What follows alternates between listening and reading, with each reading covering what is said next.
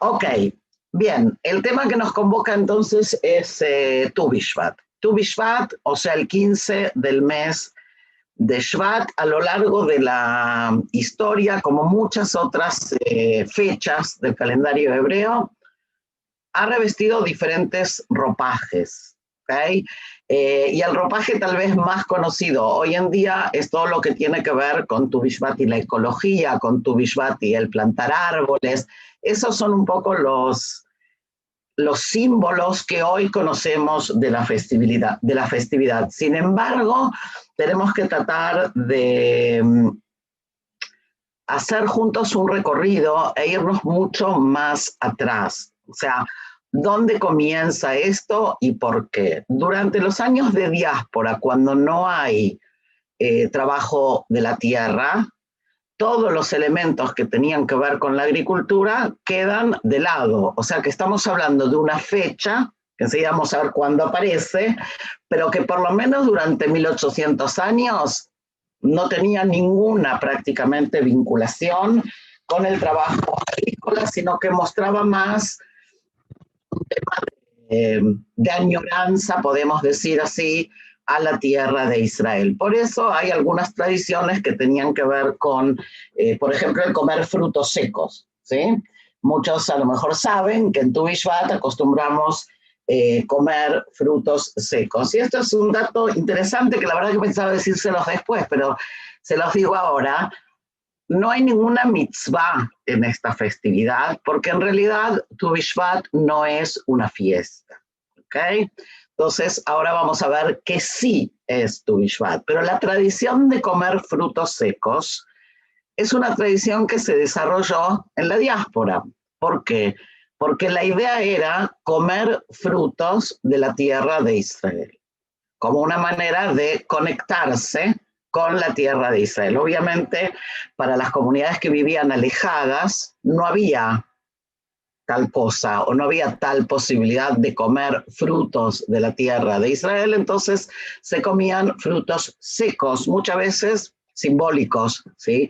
Más que nada. Hoy en día tratamos de recrear la costumbre y comer de verdad frutos y no solo frutos secos, pero enseguida vamos a llegar a eso. Entonces decía yo que el inicio de esta fecha es muy antiguo, pero últimamente conocemos más los sentidos contemporáneos, ¿ok? Hasta aquí estamos, me van haciendo caras, ¿ok? Para que yo sepa dónde ubicarme. Entonces, el resurgimiento de esta fecha como festividad, así con comillas, porque no es fiesta. Cuando digo fiesta, quiero decir, no es Yom Tov, no es una fiesta marcada en el calendario hebreo, ¿ok? Es una fecha de carácter agrícola, por un lado, y es sobre todo una fecha que tiene su origen en la Mishnah, enseguida vamos a ver el texto, cuya característica es más que nada una fecha que tiene que ver con los impuestos. Y yo siempre digo qué pueblo más raro que festeja el pago de impuestos, ¿sí?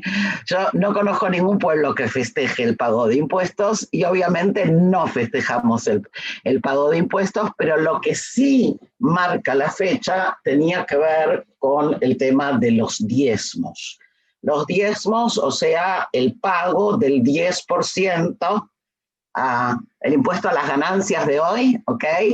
A los frutos de los árboles, por ejemplo, ¿sí? Que enseguida vamos a tratar de ver en el texto. Pero para cerrar esta primera cosa que hablaba recién del movimiento sionista, la reivindicación del tema como un tema que hoy tiene más que ver con las plantaciones, todo eso aparece ahí por 1908. Para que nos ubiquemos en la historia, el primer kibutz se crea en 1909, ¿sí? Se funda. Por lo tanto, esta fecha está muy vinculada con el tema de la segunda aliyá, con el tema, o sea, de la segunda ola migratoria a Israel, con el tema de la reconexión con el trabajo agrícola, y va a ser un maestro que en ese momento era el líder, podríamos decir así, de los maestros en la tierra de Israel, quien decide salir con sus alumnos a plantar. Y a partir de ese momento se instaura con los años la tradición de salir a plantar árboles en Tu Bishvat a los bosques del Keren Kayemet, ¿sí? Entonces, hoy en día, no hoy por la pandemia, pero normalmente todos los alumnos en Israel salen a plantar. Y en la diáspora, muchísimas comunidades o hacen plantaciones o hacen recolección de dinero para comprar árboles en la tierra de Israel. Ese es el sentido actual, digamos. O sea, que a pesar de el postionismo, el criticismo y todo lo demás, esta fecha, digamos, sigue estando vigente en ese sentido. Ahora, ¿de dónde viene? Les decía yo que la fecha no aparece como una fiesta, no es mencionada en absoluto en la Torá, ni como fiesta ni como no fiesta. No existe Tu Bishvat en la Torá, ¿ok? Esa fecha no aparece. ¿Dónde sí va a aparecer? Va a aparecer en la Mishnah y va a aparecer en el Talmud. Cuando decimos Mishnah, para que nos ubiquemos, estamos ahí por el año 200, ¿ok? O sea que es una fecha que va a surgir en un periodo posterior. Y la pregunta interesante, y voy a compartir con ustedes pantalla para que lo veamos juntos. ¿Ven? Háganme caras para saber si se ve. Ok. Dice la Gemara, o sea, el Talmud plantea lo siguiente. Yo leo y ahora vamos a tratar de entenderlo. La Mishnah enseñó el primero de Shvat es el año nuevo para los árboles. O sea, tenemos un concepto que trae la Mishnah, que es el año nuevo de los árboles. ¿Ok? Que enseguida voy a volver sobre esto. Y pregunta la Gemara, ¿cuál es la razón, okay, por la que el año nuevo para los árboles se estableció en esta fecha? ¿Ok? Fíjense el hebreo qué cortito y qué largo el español, ¿no? ¿Lo ven? Todo lo que está marcado en negritas es el texto tal cual como sería la traducción. Lo demás son como frases intermedias para poder hilar, si no, no se entiende, ¿ok? Pero el hebreo dice algo así como, el primero de Shvat es la fiesta del árbol, ¿cuál es el sentido? Si uno tendría que traducirlo muy brevemente, ¿ok? Y contesta, el rabino Eleazar dijo que el rabino Oshaya dijo, la razón es que para ese entonces la mayoría de las lluvias del año ya han caído y la mayor parte de la temporada, es decir, del invierno, aún está por llegar. Chino básico, pero la propia Gemara explica. La Gemara pregunta, ¿qué está diciendo? O sea, ¿qué quiere decir esto? La Gemara explica, esto es lo que dijo, aunque la mayor parte de la temporada de invierno está aún por llegar, o sea, en el mes de Shvat, ¿sí? Todavía no terminó el invierno, todavía nos falta una parte importante del invierno. Sin embargo, dado que la mayoría de las lluvias del año ya han caído, se considera el final del año anterior de la lluvia. Traducción. Estamos en pleno invierno. El 15 de Shvat va a marcar exactamente la mitad del año. Y tenemos otra fecha que marca la otra mitad, que a ver quién adivina, que es el 15 de Av, lo que algunos llaman la fiesta del amor. O sea, tenemos el 15 de Av por un lado y el 15 de Shvat por el otro, que marcan exactamente las dos mitades del año, el invierno y el verano. Lo que viene la Gemara a decir es, ¿por qué este día es el día del árbol? Porque se cuenta como que ya han caído la mayor parte de las lluvias, aunque todavía el invierno no terminó. Ese es un punto. Y el segundo punto que va a plantear la Gemara tiene que ver con lo que decíamos antes de los diezmos. ¿A partir de cuándo se calcula el diezmo? A partir de Shvat. O sea, los frutos que van a nacer a partir del 15 de Shvat Son frutos que se van a calcular para el diezmo de ese año, mientras los que nacieron antes se van a calcular para el año anterior. ¿Hasta ahí estamos? A ver las caras. Bien. Ahora, esto es una cosa muy técnica que a nosotros tal vez no nos interese mucho, salvo que seamos agricultores. Pero lo que creo que es interesante es lo siguiente. Viene la Mishnah y explica el sentido, o viene la Gemara, mejor dicho, y explica el sentido de una fecha. Ahora, eso nos deja pensar, y muchos estudiosos así lo han dicho, que existía una tradición. O sea, la gente festejaba o marcaba, mejor dicho, esa fecha, pero no quedaba claro por qué. Si no, la Gemara no hubiera preguntado, Maitama, ¿cuál es el sentido? Hubiera dicho directamente, en Tu Bishvat hacemos ABC. El hecho de que la Gemara pregunte nos da a entender que había algo que el pueblo, la gente o los agricultores hacían, pero que no quedaba muy claro qué. Esa es una posibilidad. Otra posibilidad más osada, y que muchos investigadores van por esa línea, es la gente festejaba algo ese día, algo que no tenía que ver con el diezmo ni con las lluvias. Y lo que viene la Gemara a hacer es, de alguna manera, a resignificar, se dice ahora está de moda esa palabra, a resignificar esta fecha. ¿Por qué a resignificarla? A sacarle los elementos idólatras y los elementos paganos que tenían que ver con la adoración de la naturaleza y convertirlos en una fecha que tiene que ver con los impuestos. ¿Okay? Si quieren, es una especie de innovación, ¿sí?, que hace la Gemara. ¿Queda claro hasta acá o está muy complicado?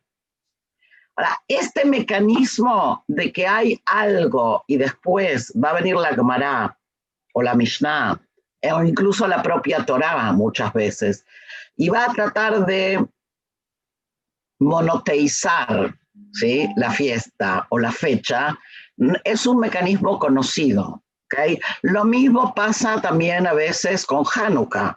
La Gemara también pregunta ¿qué es Hanukkah? Como si acaso la Gemara no supiera. ¿Okay? No vamos a entrar ahora en Hanukkah porque ya hablamos de eso en otra oportunidad, pero es importante marcar el énfasis puesto en separar, en desvincular la fecha de la fecha que se vincula con la idolatría. Ahora, ¿qué es lo que se vincula con la idolatría? Dos cosas importantes que las dijimos. Una es el sol y la otra es la luna. No en vano les dije, y les dije 2 veces, marca la mitad del año, porque la mitad del año tiene que ver con el sol, tiene que ver con las estaciones, el verano y el invierno. Y el tema del 15 del mes tiene que ver con la luna. O sea, el 15 del mes hay luna llena, ¿sí? Hay una discusión entre la casa de Hillel y la casa de Shammai si el Rosh Hashanah, o sea, el año nuevo de los árboles, tiene que ser el 1 de Shvat o el 15 de Shvat. Fíjense lo que discuten. No discuten si es en Shvat. Los dos tienen claro que es en Shvat, o sea, en la mitad del invierno. La pregunta es el 1 o es el 15? Entre nosotros, ¿qué cambia? Lo único que cambia entre el 1 y el 15 es la luna. En el 1 estamos en luna nueva y en el 15 estamos en luna llena. Entonces, la Gemara va a establecer, de acuerdo como siempre, de acuerdo a la casa de Hillel. O sea, que Tu Bishvat, por eso decimos tú, ¿no? O sea, el 15 de Shvat va a ser la fecha, tratando de marcar esta fecha como la fecha importante, desligándose del momento de la luna nueva. Y ahora vamos a tratar también de ver por qué era importante para la Gemara separarse un poco de las tradiciones que tenían que ver con el nacimiento de la luna. ¿sí? Porque la luna era adorada también por las culturas paganas y había muchos ritos vinculados al nacimiento de la luna. Fíjense que casi todas las festividades judías caen el día 15 del mes, menos una.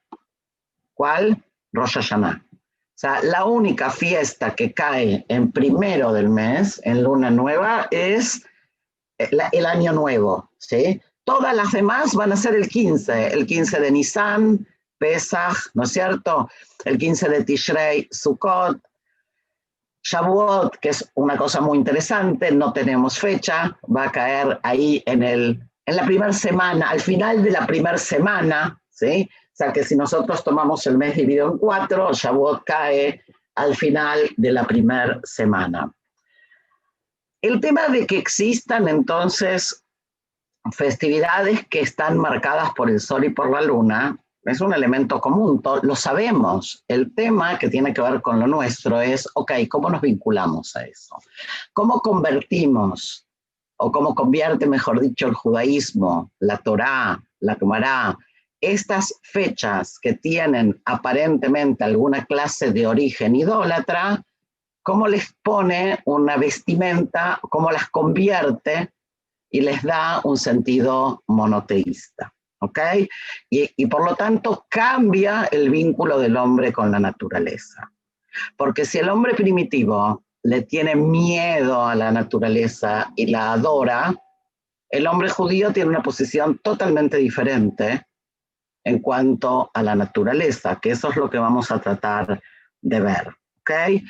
Ahora, haciendo un pasito para atrás, dijimos antes que tenemos 4 principios de año, ¿verdad? Que yo no voy a volver sobre esto porque es un tema más conocido, pero simplemente mencionar que el hecho de que nosotros tengamos 4 principios del año, tampoco somos re originales, porque los babilónicos también tenían 4 principios de año. La diferencia tiene que ver a lo mejor con cuáles son. Ahora fíjense que los 4 principios de años nuestros, que son Nisan, ¿no es cierto? El primero de Nisan, y tenemos el primero de Lul, y tenemos el primero de Tishrei, y tenemos lo que estamos viendo ahora, Tu Bishvat, ¿no es cierto? No coinciden con las estaciones, pero si nosotros abstraemos, vamos a ver que sí tenemos 4 estaciones, porque tenemos en Nisan, que es la primavera, tenemos Pesach, ¿sí? En Tishrei, que es el otoño, tenemos Sukkot. En Tu Bishvat, que es el invierno, tenemos Tu Bishvat. Y nos falta una fecha, que es el verano. ¿Y cuál es la fecha del verano? Lo que dijimos antes, Tu Be'av. O sea que aunque no esté marcado como inicio del año, igual tenemos fechas que nos parten el año conforme al calendario solar. Y esto es importante porque el calendario judío es un calendario que combina el calendario solar con el lunar, ¿sí? A diferencia del calendario musulmán, que es únicamente lunar, ¿ok?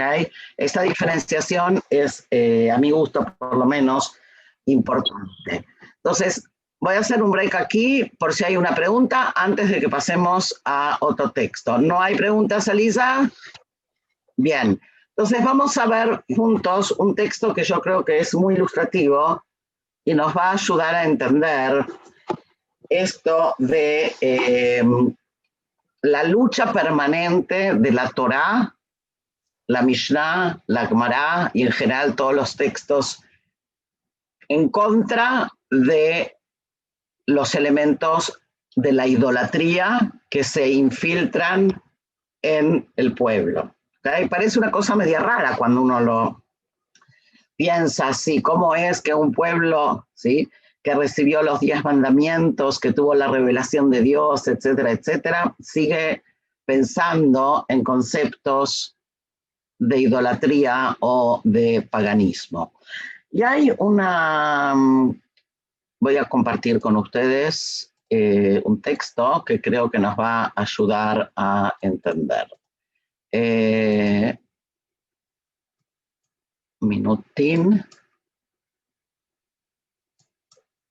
Estas cosas de la tecnología, por supuesto no lo puse, pero bueno, vamos a hacer lo siguiente, vamos a ver este texto, ¿ok? Este, por ejemplo, es un texto del libro de Melahim, del libro de Reyes, y fíjense lo que plantea. Está hablando de lo que fue la reforma de Josías, que fue un rey que intentó reinstaurar el monoteísmo. Fíjense lo que estoy diciendo, ¿ok? Trató de restaurar el monoteísmo, o sea que el pueblo había dejado en gran parte la creencia monoteísta. Y dice el texto muy breve, les leo, ¿ok? También profanó al Tofet, que está en el valle de Beninón, que es en Jerusalén, para que nadie hiciera pasar por fuego a su hijo o a su hija en honor a Moloch. O sea, está diciendo que el rey Josías, ¿sí?, destruyó el lugar donde se hacían sacrificios humanos a Moloch, ¿ok? En Jerusalén, a la entrada de la casa del Señor junto a la cámara de Natán, el oficial que estaba en las dependencias, quitó los caballos que los reyes de Judá habían dedicado al sol. Prendió fuego a los carros del sol.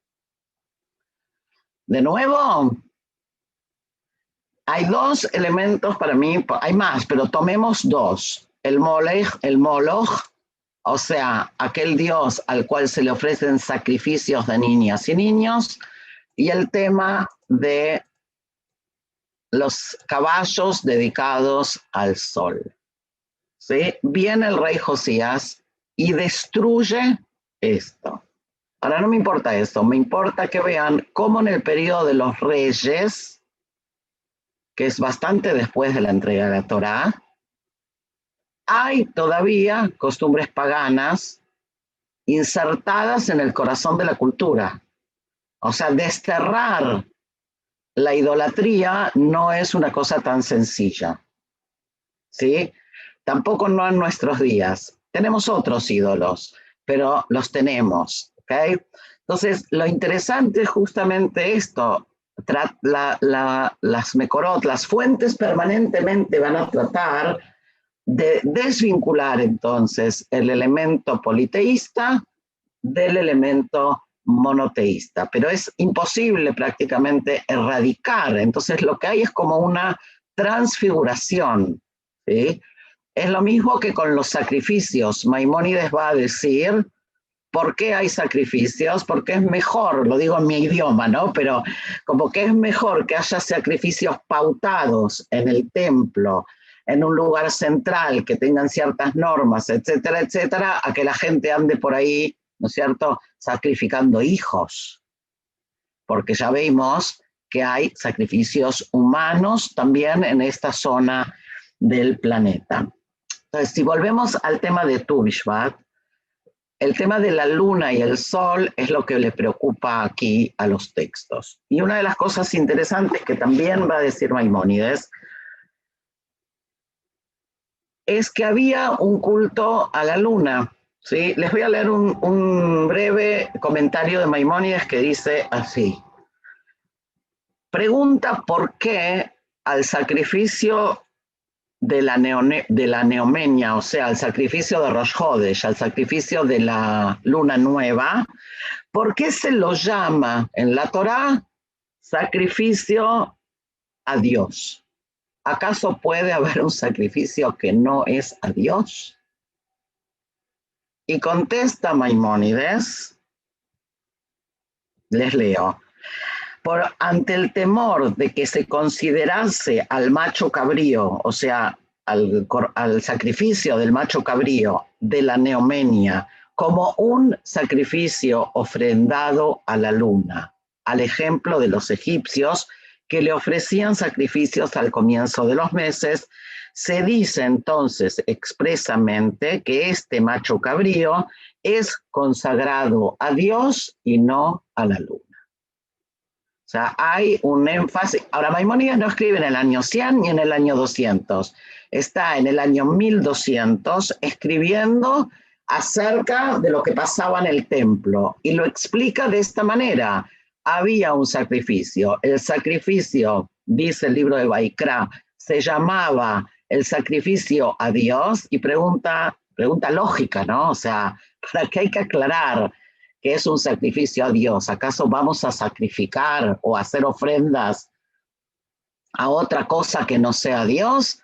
Y dice Maimónides de manera muy clara, hay un riesgo, había un riesgo de que se malinterpretara y se pensara que como era el sacrificio de Rosh Hodesh, de comienzo del mes, se estaba ofreciendo un sacrificio a la luna. ¿Está claro? ¿Ya se cansaron de la luna o no? Vale, vamos a tratar de ver algunas cosas más entonces. Si el hombre, dijimos, primitivo le tiene temor a la naturaleza, la pregunta es qué pasa entonces con el hombre en el judaísmo. O sea, ¿cuál es la función y cómo está visto esto? Cuando Dios crea al hombre, todos alguna vez leímos en el Génesis, ¿qué hace? Lo pone ahí en el Edén, ¿no es cierto? Y le dice, entre otras cosas, que lo pone ahí, ¿para qué? Para cultivar y para cuidar. Leovda vele sombra, dice el versículo. ¿Sí? Si lo quieren verificar, es Génesis 2, versículo 15. ¿Sí? Entonces, la función del hombre es cultivar la tierra. ¿Se acuerdan que también Dios nos dijo que éramos señor, o sea, nos dio el señorío sobre la tierra, ¿no? Ahora, ¿qué es lo que esto quiere decir? Si el hecho de que uno enseñoree sobre los animales quiere decir que uno puede hacer lo que quiere o si eso implica una actitud específica. Y lo que vamos a ver que la Torá nos presenta es un tema de responsabilidad hacia la creación. O sea, lo que el hombre tiene es responsabilidad por cuidar la creación, porque creación hay solo una. ¿Okay? O sea, Dios va a crear al mundo, va a venir después el diluvio, pero no hay otra creación. Es como si Dios diría, stop, esto es lo que hay. Y ahora es tu problema conservarlo, cuidarlo, ¿okay? Es tu responsabilidad hacer de este mundo un lugar habitable también en cuanto a los temas sociales, pero también en cuanto a los temas que tienen que ver con la naturaleza, ¿sí? Entonces, si Dios dice, yo te pongo aquí para que cuides este lugar, y vamos a ver que después del diluvio, y esto tal vez es más importante todavía, Dios se compromete a algo muy importante, y es, no voy a destruir el mundo de nuevo. O sea, no solo no lo voy a destruir, sino que voy a establecer las normas o las leyes, lo que llamamos las leyes naturales. Uno de los temores del hombre primitivo tenía que ver con que el mundo empieza y se termina, después del día viene la noche, o sea, el tema de cuál es la ley de la naturaleza parecería que no era una cosa tan clara. Después del diluvio, Dios hace como un stop, ¿ok? Y dice, ok, aquí hay un mundo que va a funcionar, o sea, quédate tranquilo. Yo me comprometo con mi parte, y mi parte es que esto funciona, que esto tiene ciclos, ¿sí? Tiene noches y tiene días, tiene veranos y tiene invierno. Lo demás lo tienes que hacer tú. ¿Okay? Si se acuerdan del texto, si no lo vemos un poquitín.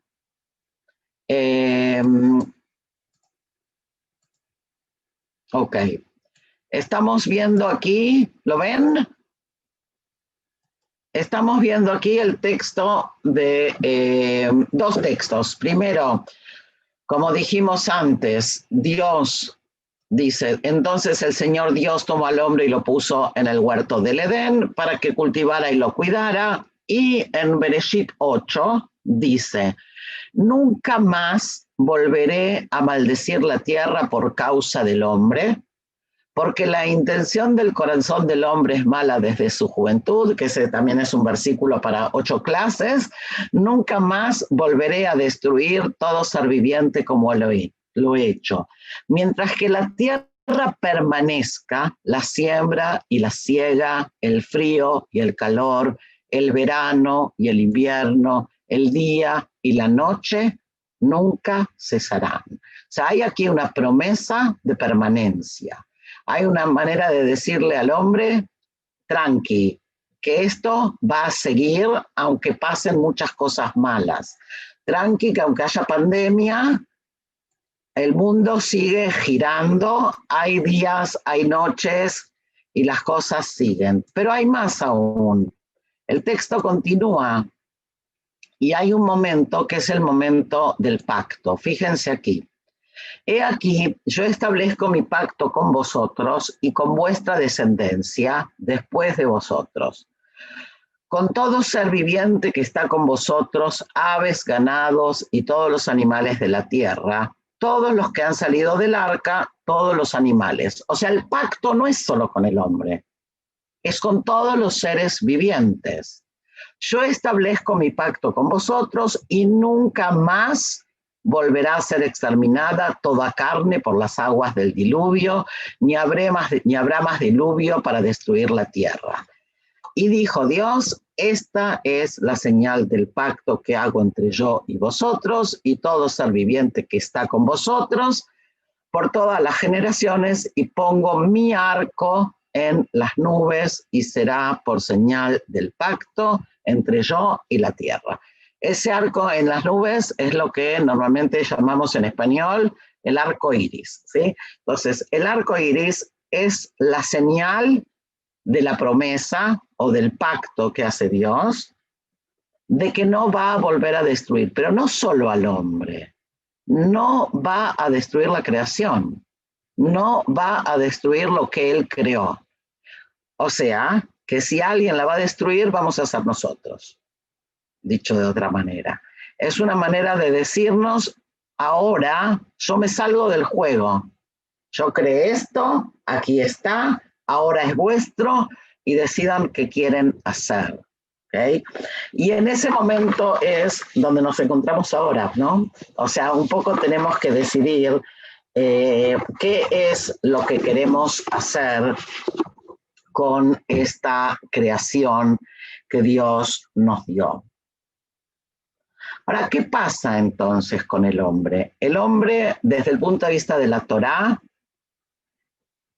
contempla al mundo por un lado, o a la naturaleza, y también es parte, es las dos cosas. No es un ser aislado. El hombre es parte de la creación, pero al mismo tiempo tiene responsabilidad sobre la creación, ¿cierto?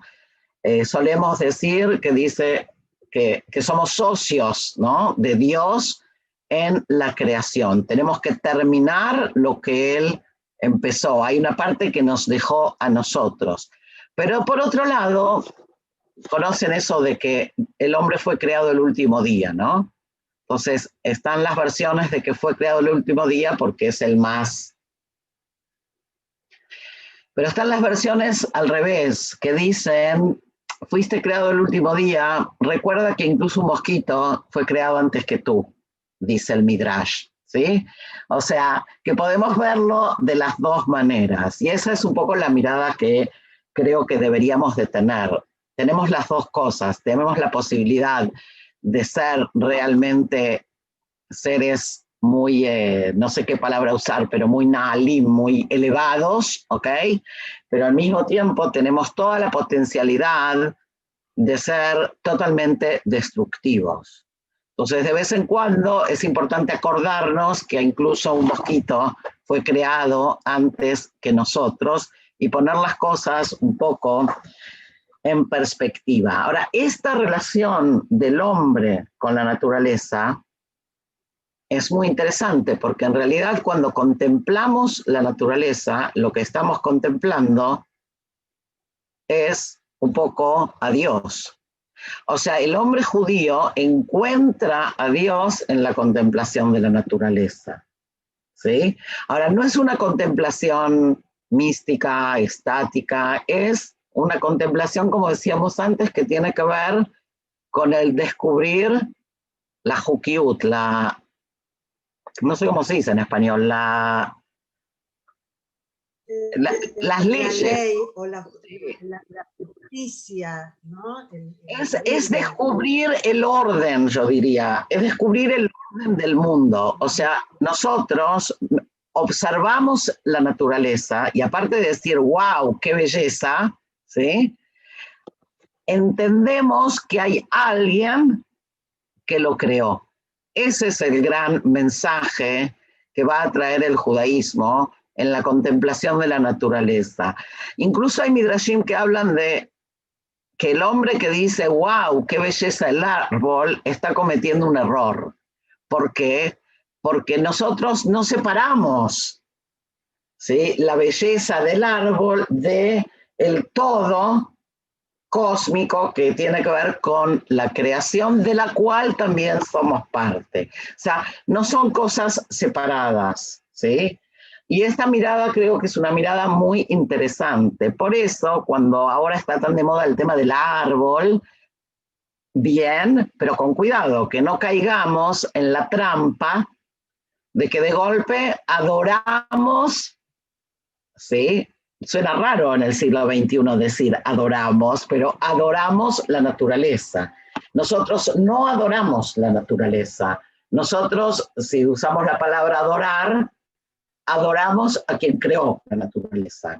Es una diferencia muy importante, porque la adoración a la naturaleza es la adoración de cada una de las fuerzas de la naturaleza, ¿no es cierto? Entonces, el dios del árbol, y el dios de la piedra, y el dios del agua, y el dios de los vientos, y el dios, como tenían las culturas antiguas, paganas o idólatras. Mientras que nosotros decimos, stop, hay una sola fuerza, hay un solo creador que creó todo esto, también a nosotros. ¿Okay? Entonces, el reconocimiento es hacia él. Fíjense que tenemos también la prohibición, por ejemplo, de plantar árboles. No sé si conocen esto, que tenemos la prohibición de plantar árboles junto al altar, ¿sí?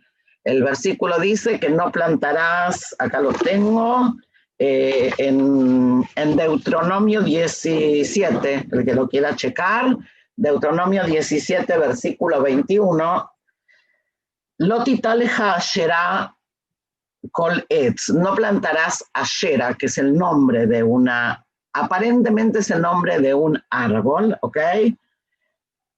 Etzel Misbeach, Etzel Misbeach, o sea, no plantarás Asherá en el lugar del altar. Ahora, Asherá está concebido como, si los que saben hebreo, de la palabra Osher, de la palabra felicidad. Entonces, los investigadores hablan de que el árbol el árbol de la Ashera, tenía que ver con los ritos de fecundidad, de fertilidad y de felicidad. ¿Ok? Y entonces la prohibición tiene que ver con que no confundamos. En donde nosotros ponemos el altar, no puede haber árboles. ¿Ok? Árboles de ningún tipo, que ese es otro tema, ¿sí? Incluso hay discusiones después en la Gemara de donde sí puede haber árboles, sí puede haber árboles digamos, en el patio del templo o solo adentro está prohibido, ¿ok? Ahora, es un tema importante porque las culturas antiguas ven al árbol también como... Yo siempre me acuerdo de las películas de niños, que los árboles son dioses y hablan y yo qué sé, hay un montón de imágenes así, ¿no? Entonces, el árbol es también, ¿sí?, una fuerza tomada por la naturaleza. Fíjense también que hay otras imágenes en la Torá que tienen que ver con el árbol. Por ejemplo, se enterraba cerca de los árboles o se enterraba debajo de los árboles, porque había también ciertas creencias que tenían que ver con la perduración del alma, por ejemplo, ¿sí? A través de la savia del árbol, etcétera, etcétera. La Torá, por ejemplo, menciona que la nodriza de Rivka, Meyaneket Rivka, fue enterrada abajo del árbol del alón, ¿sí? Del roble, me parece que es en español. Entonces, hay elementos que quedaron ahí. Fíjense, por ejemplo, que Irmiau, me estoy dando unos saltos bárbaros, pero si los mareo me dicen, pero Irmiau, el profeta, estamos hablando de antes de la destrucción del primer templo, ahí por el año 600, menos 600, en una de sus quejas dice, Beombrim la etz abi at, y le dicen al árbol, tú eres mi padre. O sea, que todavía en el periodo de los profetas tenemos vestigios de idolatría. A pesar de todo lo que la Torá viene haciendo, peleando, etc. ¿Ok? Hasta ahí estamos. Vamos a hacer un break para las preguntas antes de hacer un break. Te voy a decir que hay en el chat algunos comentarios. ya. Nuria, que dice que quiere como plasmar una realidad agrícola, porque anterior a esta fiesta se han procedido a podar los árboles que dieron sus frutos en año anterior, y a partir de esta fiesta es el momento de plantar árboles y cepellones. ¿Sí? Rachel, te digo todas, así después tú... De plantar no, es el momento de que empieza a nacer el nuevo fruto. Esa es la idea, ¿sí? Ok. Adelante, después, sí. Rachel dice, los cabalistas de Tzfat, Saped con Yitzhak Luria, decían que en Tu Bishvat se repara el fruto sacado por Javá a Eva del árbol del conocimiento de Gan Eden en la creación, que es una especie de Tikkun Olam. ¿Ok? Sí. Y Gladys dice, Galia, Tu Bishvat nos lleva el mensaje que Dios le da a Abraham Avinu, el primer mensaje monoteísta. El famoso Midrash de Abraham destruyendo los ídolos de su padre. Y otro Midrash, Abraham saliendo de su cueva y venera el sol. Y el sol se pone y venera a la luna, pero la luna desaparece y vuelve el sol. Allí Abraham deduce que existe algo por encima del sol y la luna. El primer mensaje monoteísta, este sería el mensaje nacional. Exacto. Yo, si se dieron cuenta, no entré en el tema cabalístico a propósito. Primero, porque en una hora no podemos entrar a todos los temas. Dos, porque no es mucho el pensamiento que yo en lo personal trabajo, ¿ok? Pero sí, obviamente, la Kabbalah y toda la mística judía también tienen mucho lo que decir. Toda la ceremonia del Seder de Tu Bishvat que tenemos está basada, ¿sí? En el desarrollo que hacen los cabalistas de Tzfat, y tenemos temas que tienen que ver con los frutos, tenemos temas que tienen que ver con el vino, ¿sí? Que marca las 4 estaciones, la copa de vino blanco que se va mezclando con los vinos rojos para llegar desde el invierno hasta el verano. Yo hoy, ustedes saben que cuando uno tiene una hora tiene que decidir por dónde le pone el énfasis, y hoy decidí ir por otro lado, y antes de abrir un poquito más a más preguntas, hay una cosa que creo que vale la pena ver juntos. Yo estoy con un sidur en la mano, porque hay algo que a veces no le prestamos atención, ¿no? Y decía yo esto de la adoración o la veneración, no a las fuerzas de la naturaleza, sino a quien las creó. Entonces, tenemos de estos vestigios muy, muy claros en nuestras bendiciones, ¿no es cierto? O sea, nosotros cuando vemos, por ejemplo, cuando escuchamos un trueno, por ejemplo, hay una bendición, ¿no es cierto? O sea, hay una bendición que dice, Shekoho Gurato Male Olam. O sea, bendecimos a Dios cuya fuerza llena el mundo cuando escuchamos un trueno. Cuando vemos el arco iris, por ejemplo, ¿qué decimos? ¿Alguien sabe? Entonces, hay algunos que dicen que decimos... Nojera Brit. Bien, Zohar Abrit, o sea, el que recuerda el pacto, ¿no es cierto? Y cuando vemos algún fenómeno fuera de serie de la naturaleza, decimos Aose Mase Bereshit, o sea, bendecimos a aquel que, yo no les estoy leyendo toda la bendición, pero la bendición empieza, Baruch Atá, o sea, bendito eres tú, Dios, creador de Osema Sebereshit, el que hizo el acto de la creación, si tuviéramos que traducir, ¿sí? Cuando olemos un árbol con frutos muy así, muy olorosos, también bendecimos, ¿sí? Boré Atzei Besamim, el que crea los árboles aromáticos. O sea, hay una, ¿qué trato de decir? Que no es que el hombre en la Torá o el judaísmo dicen, ok, nosotros no le damos importancia a la naturaleza no existe, no es que para escaparme de la idolatría corto con la naturaleza, sino que es cambio mi actitud hacia esa naturaleza y reconozco en cada uno de esos actos la presencia de Dios. Y esa presencia es lo que me guía.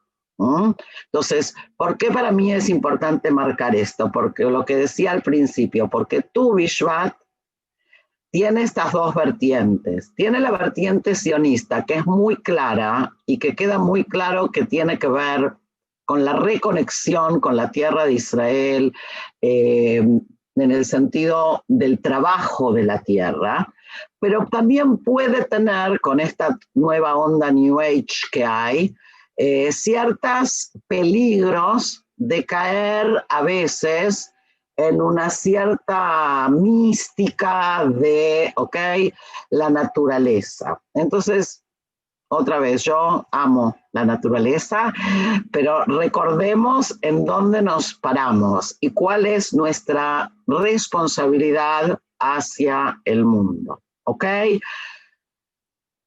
Sí, Janina, ¿quieres preguntar algo? ¿Qué hizo así? No, saludaba. Hiciste así, ok. Antes de ver un versículo más que quiero leerles, si hay preguntas es ahora, porque después de la próxima... Yo quería, Sí. digamos, como resaltar algunas cuestiones que dijiste. Primero, el valor del calendario dentro del judaísmo, ¿no es cierto? En el sentido que no es solo una clasificación, sino que contiene muchas otras cosas. Y el tema de Yoshiau que comentaste, ¿no es cierto?, respecto a restaurar el monoteísmo y también lo de Ishayahu, lo de Isaías el profeta, que me parece que tiene que ver con lo que mencionaste de la dimensión humana. Es decir, el no sacrificio es como una cosa muy fundamental dentro de la concepción judaica, ¿no? Más allá, es decir, lo mismo que la adoración a la naturaleza, ¿no? Pero no podemos, digamos, no respetar el tema de Dios como creador ni en el hombre ni en la naturaleza. Pero bueno, quería que si querés comentaras algo más respecto de estos temas. Bien. Lo que acaba de decir Alisa nos lleva a un punto que creo que es también importante, lo de la, que lo dije antes también, pero lo de la reforma de Yoshiau, para quien nunca lo leyó, vale la pena leerlo, porque es fuertísimo. O sea, que venga un rey y que su misión sea restaurar el monoteísmo y que la historia así lo recuerde, como el que hizo la restauración del monoteísmo, quiere decir que las cosas estaban muy mal, ¿sí? O muy mal, o, digamos, se había perdido, porque, a ver, ¿por qué pongo tanto énfasis? Porque a veces repetimos como los niños, los Yehudim habían perdido el camino, ¿sí? ¿Qué quiere decir habían perdido el camino? Se estaban ofreciendo sacrificios humanos en Jerusalén, se estaban adorando y haciendo ritos de fertilidad, ¿ok? O sea, no es cualquier cosa, no es habían puesto una estatuita y le habían prendido una vela. ¿Okay? Nosotros, eso es un tema que a veces lo nombro mucho y algunos están cansados de escucharlo, pero a veces no nos damos cuenta. Decir idolatría no es puse una estampa o puse una imagen y le prendí una vela. Cuando estamos hablando de idolatría, estamos hablando de cosas mucho más profundas y mucho más graves. ¿Okay? Entonces, toda la Torá es un grito contra esa cultura, en definitiva. Entonces, es importante que rescatemos esto también en los términos del siglo XXI. En los términos del siglo XXI las cosas son distintas, ¿ok? Pero corremos los mismos riesgos, de otras maneras, pero los riesgos siguen estando ahí, ¿ok? Y para terminar, quería traer un versículo que muchos de ustedes tal vez conocen, que es el versículo que dice, o la expresión, mejor dicho, que dice que el hombre es como un árbol del campo, ¿sí? Y aquí también hay algo muy interesante, porque ese versículo ha pasado una deformación, diría yo. El versículo originariamente habla de que cuando nosotros vamos a sitiar una ciudad en la guerra, no debemos taladrar los árboles. Y dice la Torá, ¿es acaso el hombre, ¿es acaso el árbol un hombre? O sea, ¿por qué te la agarras con el árbol? Tu lucha no es con el árbol, tu lucha es con el enemigo. Fíjense qué proceso interesante de resignificación, exégesis, cambio, llámenlo como quieran, de un versículo que habla de una prohibición a cómo lo usamos hoy. Hoy todos decimos, por lo menos en hebreo es muy común, que Adam et Zasadeh, porque el hombre es un árbol del campo. Pero la Torá no dice eso, la Torá dice que Adam et Zasadeh. O sea, la Torá pregunta, ¿es acaso el árbol como un hombre? ¿Ok? Ahora, esta frase se hizo muy famosa por un poema que escribió el poeta israelí fallecido hace muy poco, Natan Zach, que escribió un poema precioso basado en este versículo, ¿sí? De que el hombre es como el árbol, que tiene raíces, que a veces está solo, ¿ok? Entonces, yo les digo, la canción es muy bonita, Natan Zach es genial, pero también tenemos que conocer el origen de dónde viene este versículo, que es importante, porque incluso en la situación de guerra, a la naturaleza la debes respetar. Y lo que hace la Torá es separar entre los árboles que dan fruto y los que no dan fruto. Y dice, si vas a entrar a una ciudad a sitiarla, puedes destruir los árboles que no dan frutos. ¿Por qué? Porque obviamente la madera hacía falta. ¿Con qué hacían los sitios y con qué hacían las bardas y con qué hacían? Pero al mismo tiempo, aquellos árboles que dan fruto y sirven para el sustento de los hombres y de los animales, no tienes permitido taladrarlos. O sea, la destrucción no puede ser total. Pensemos en lo que pasa, sí, en las guerras, muy sencillo, ¿no es cierto? Normalmente se arrasa con todo. No en vano los romanos, cuando conquistaban un lugar, ¿qué le hacían? Lo arrasaban y ponían sal, ¿sí? O sea, lo convertían en un terreno árido, ¿sí? Eso es algo que va en contra de los principios fundamentales de los que estamos hablando ahora. La tierra no es de quien la tiene, sino que la tierra, ¿no es cierto?, es una creación de Dios. Y el dueño de la tierra es Dios, no quien compró la parcela. ¿Se entiende? Entonces creo que este concepto es muy, muy importante. Y antes de pedirle a Janina que nos cante esta hermosa canción... Espera que pregunta Rachel cuál es el versículo. Es lo que estoy tratando de ver si lo tengo aquí a mano, porque no, yo lo tengo tan en la cabeza que no sé si anoté la fuente, que Adam Etzazadeh es Dvarim. Lo busco, me dan chances, los busco en un minuto. Es Deuteronomio, si no me equivoco. Esas ventajas que tiene la internet, entre otras cosas, ¿no? Adam Etzazadeh, acá. Denme chance un minutín.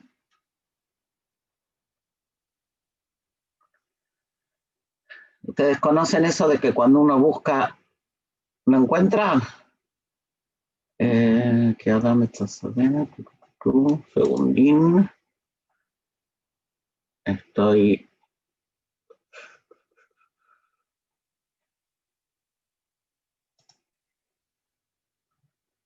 Segundito. Estoy abriendo la Torah para ver Devarim. si lo encuentro. Devarim Sí, Haf Yutet. ahí está, gracias. Ok, o sea, es Deuteronomio 20, versículo 19, ¿sí? Donde que está en el contexto de las normas que tienen que ver con la guerra, ¿ok? Vamos a escuchar el poema de Natan Zach. Jani, ¿te animas? Sí, y vamos a tratar de traducirlo después que Janina lo cante para ver qué es lo que nos quiere decir. O sea, vamos a cerrar los mic para poder escuchar bien. Adelante, Jani. כי האדם עץ השדה, כמו העץ גם העץ צומח, כמו העץ האדם נגדע, ואני לא יודע איפה הייתי ואיפה אהיה, כמו עץ השדה. כי האדם עץ השדה, כמו העץ הוא שואף למעלה, כמו האדם הוא נשרף באש, ואני לא יודע איפה הייתי ואיפה אהיה, כמו עץ השדה. אהבתי וגם שנאתי, טעמתי מזה ומזה, קברו אותי בחלקה של עפר, ומר לי בפה, כמו עץ השדה, כמו עץ השדה. כי האדם עץ השדה, כמו העץ הוא צמא למים, כמו האדם הוא נשאר צמא, ואני לא יודע איפה הייתי ואיפה אהיה, כמו עץ השדה. אהבתי וגם שנאתי, טעמתי מזה ומזה, קברו אותי בחלקה של עפר, ומר לי בפה, כמו עץ השדה, כמו עץ השדה. Muchísimas gracias. Y para los que entienden, bien, y para los que no entienden, el hombre es como un árbol, también al hombre se lo serrucha, se lo cercena, igual que al árbol, ¿sí? También el hombre tiene sed, como tiene el árbol, ¿sí? O sea, este paralelismo entre el hombre y el árbol, creo que es una hermosa manera de darle cierre. Y sí quisiera retomar, vi que Silvina hizo una pregunta en el chat acerca del árbol de la sabiduría. Bueno, también sobre esto, obviamente, los cabalistas y toda la mística judía ha escrito un montón, pero yo me quedaría con la idea de lo que hablábamos antes, que el conocimiento sí tiene que ver con la contemplación de la naturaleza. O sea, no podemos, la naturaleza en sentido amplio, la naturaleza no son los árboles, ¿sí? O sea, cuando nosotros decimos Teva, estamos diciendo todo lo que vendría a ser el mundo material. Entonces, la sabiduría se adquiere, también Maimónides así lo va a plantear, a través del estudio del mundo, o sea, de entender cómo las cosas funcionan. O sea, el hombre tiene la capacidad de investigar. El conocimiento es eso, es poder buscar y preguntar, investigar el mundo en el que estamos. No es el conocimiento en el sentido de la escuela, ¿sí? En ese sentido, el árbol del conocimiento tiene que ver con lo que tú, Silvina, de alguna manera insinuaste en la pregunta. ¿Ok? Entonces, para ahora sí terminar, Tu Bishvat es la semana que viene. Están todos invitados a festejar. Otra vez, recuerden que tampoco es una gran fiesta, no es Rosh Hashanah ni Yom Ha'atzmaut, pero es una fecha que sí vale la pena recordar y tener presente en retomar el nexo con la naturaleza y de prestarle atención al cuidado del mundo y a nuestra responsabilidad en esa acción. ¿Ok? No sé si hay, Alisa, preguntas, y si no, o comentarios, y si no nos despedimos. No, hay una nota de color nomás aquí que dice Esther Katz, que dice que ella se casó en Tu Bishvat, Bezrat Hashem, hace muchos años y por muchos más. Sí. Y ya que, Esther, dijiste eso, me hiciste acordar de algo muy importante que se me pasó. La Knesset fue también inaugurada en Tu Bishvat. O sea que sí hay también otro elemento que tiene que ver con esto de lo sionista, ¿ok? Más allá de lo que hablábamos antes, es también el cumpleaños de la Knesset. O sea, es también el cumpleaños del Parlamento israelí que fue inaugurado un día de Tu Bishvat. ¿Okay? Así que bueno, a comer muchos frutos, a tomar 4 vasos de vino con cuidado y nos vemos la próxima clase. ¿Ok? Un gusto de que pudimos compartir.